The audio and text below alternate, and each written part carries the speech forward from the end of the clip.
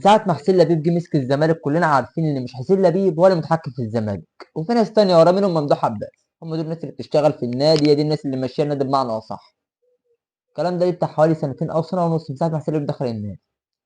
فكون ان انت تجيب ممدوح عباس تخليه هو الرئيس الشرفي للنادي عشان بيصرف على النادي وبيصرف عقودات اللعيبه المتاخره والمشاكل اللي على الزمالك، هو الوحيد الداعي لنادي الزمالك، فدي بحد ذاتها تدل انك انت مش عارف تمشيها.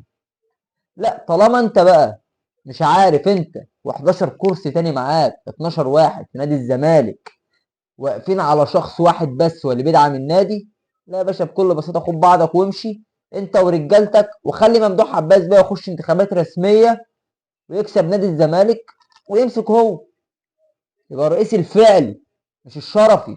اصل كون انك انت راح تجيب رئيس شرفي، راح تجيب راجل تمسكه منصب شرفي كده عشان هو اللي بيصرف على النادي، فانت كده ماشي بتعك.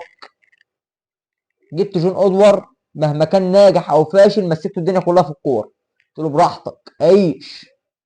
وجبت ممدوح عباس عشان بيديك شويه فلوس، قلت هو الرئيس الشرفي. لا يا باشا، اي حد يجي يدعم الزمالك او يدعم النادي اللي انت فيه بيدعم حبا فيه ويدعم ان هو استثمار ومستني منه ربح.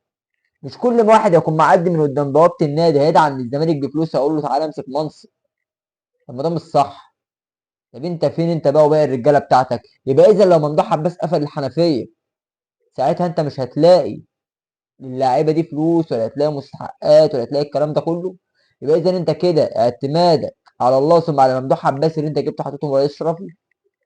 لا، يبقى انت بكل بساطه قدم استقالتك وسيب ممدوح عباس بقى يخش انتخابات رسميه او حد غيره يخش انتخابات رسميه ويدير النادي، نبقى عارفين مين اللي داير النادي. ما تبقاش انت راجل محطوط في الصوره على كرسي وفي واحد تاني وراك هو اللي ممشي لك النادي.